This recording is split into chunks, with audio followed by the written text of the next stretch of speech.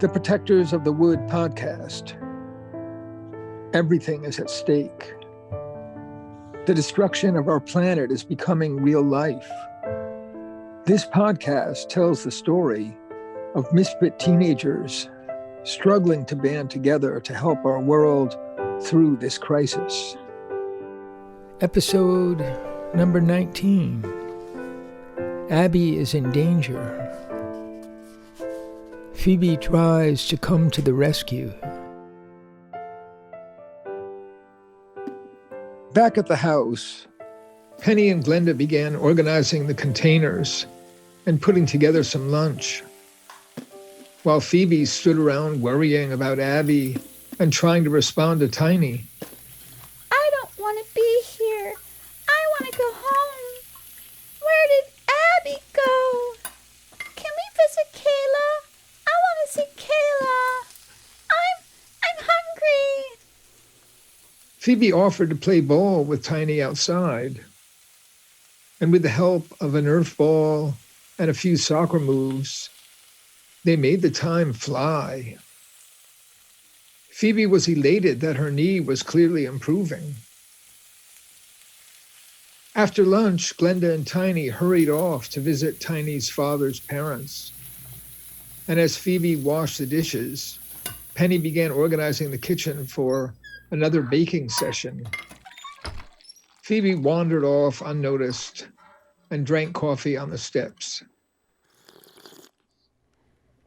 There's no getting around it.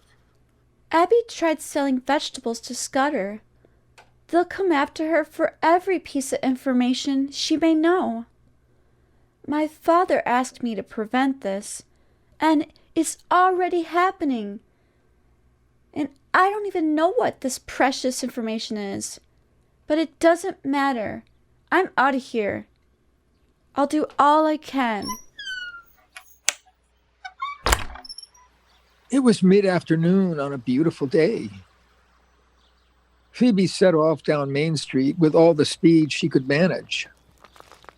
At Bridge Avenue, she turned right and limped hurriedly toward the river and the forest beyond.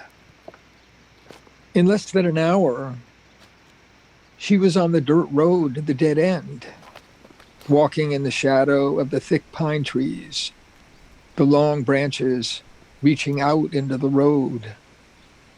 As she followed the curve, she saw an old green car a short distance ahead, facing the rusted gate marking the end of the road and the entrance to the abandoned house.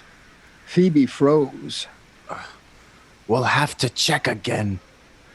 They want that girl. Phoebe dropped flat in the dirt and crawled under the nearby branches.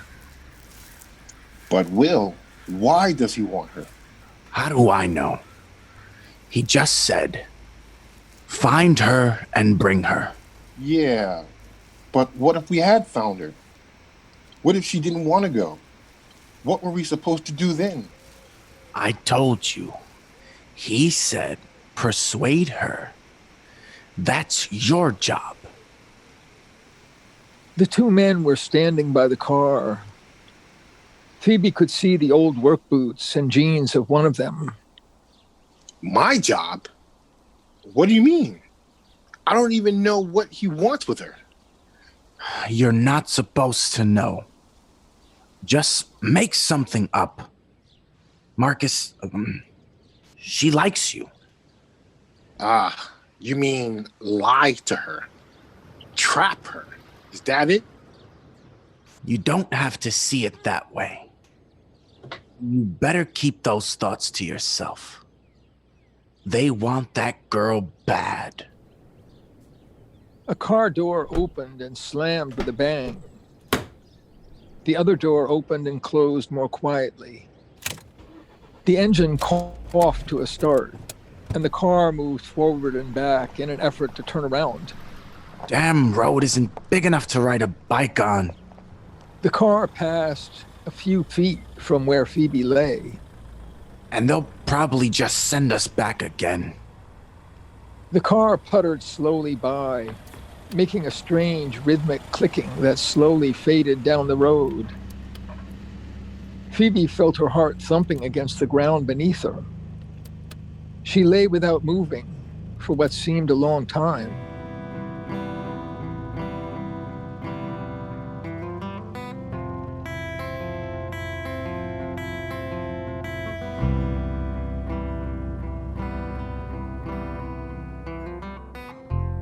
On the way back, Phoebe thought of avoiding the road, but the forest was thick and dark and without a path. So she walked carefully near the trees, stopping and peeking ahead around every bend. Her body was covered in sweat. She felt helpless, alone in the forest with a bad knee. That older man is dangerous. What did he say? I think it was, you don't have to see it that way. It's like he thinks you can see something that's wrong, and then just magically see it differently. A problem? You can think it away. A man like that can do anything, especially for a boss. Is there a problem? Well, he told me to do it. I thought it was just for fun. And that one called Marcus, he must be Abby's ex-boyfriend. Poor guy. What a conversation. About someone who was his girlfriend. Just persuade her. What a joke. The reply? You mean lie to her? The reply? You don't have to see it that way? Don't have to see it that way? What a dangerous attitude. They could just kidnap Abby and say, oh, we didn't think it was kidnapping. We were just persuading her. We were just following orders.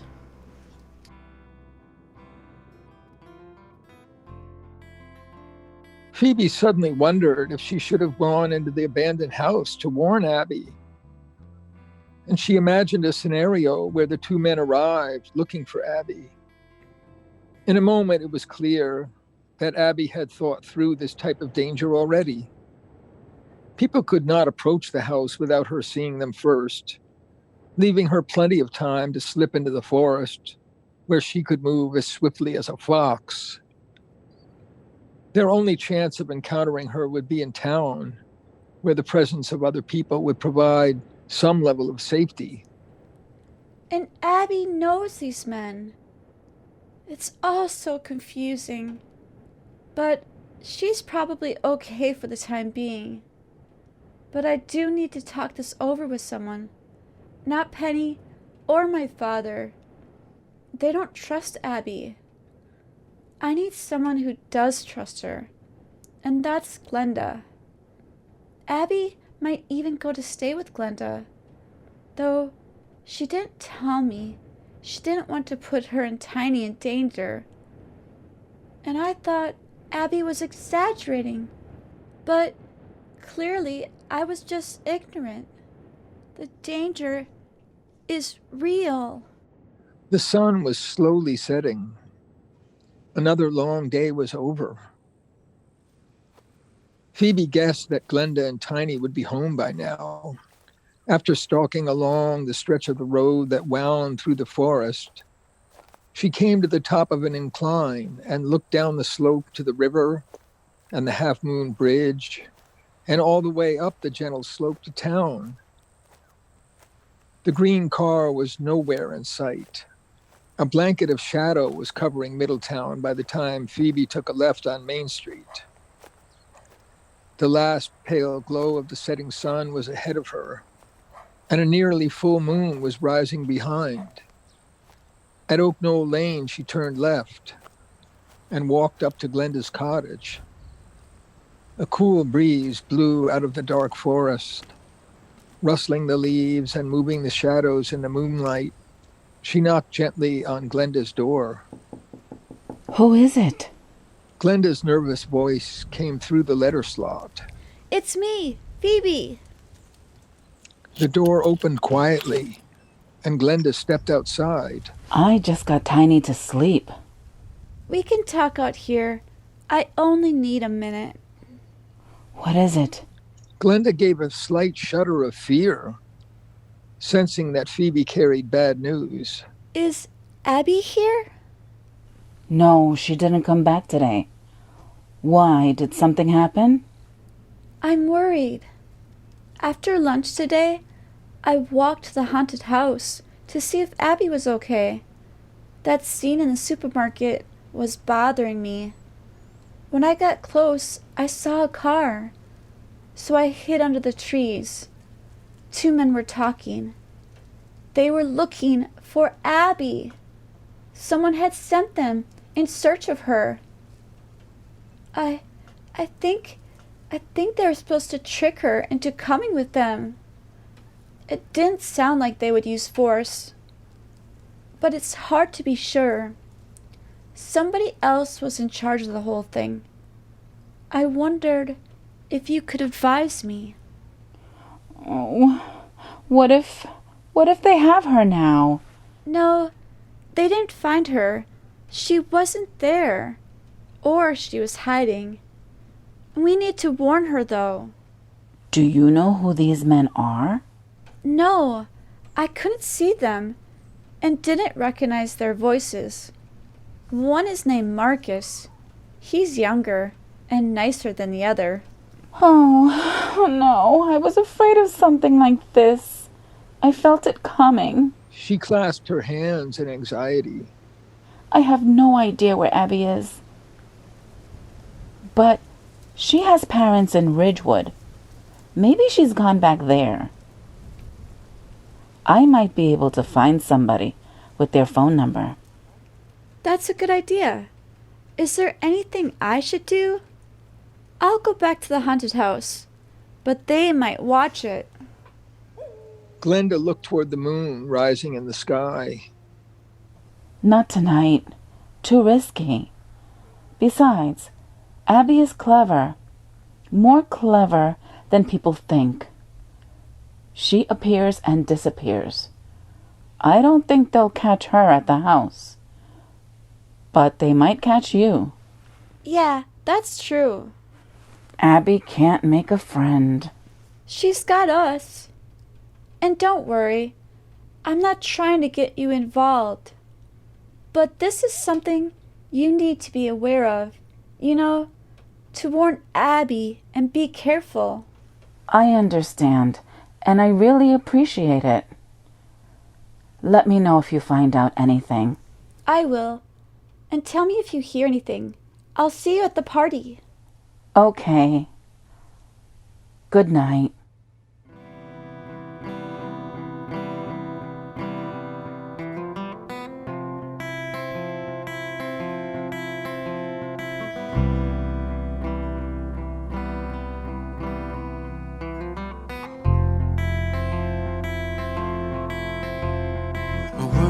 Closing in on me. It's gotten so that I can't see my star no more. My God, no more of these closing doors.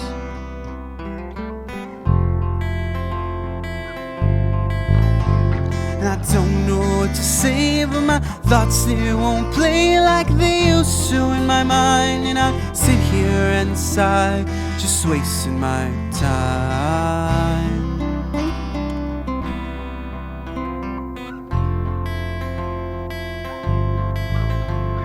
And it's all from my worst dream. Dark vision that I have seen, and it's always there at the corner of my eye, somewhere in my heart, somewhere in my mind.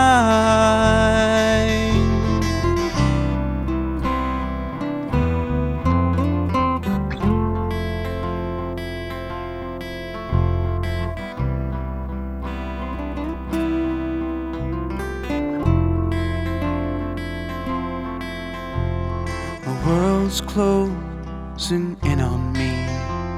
It's gotten so that I can't see my star no more, my God no more, these closing doors.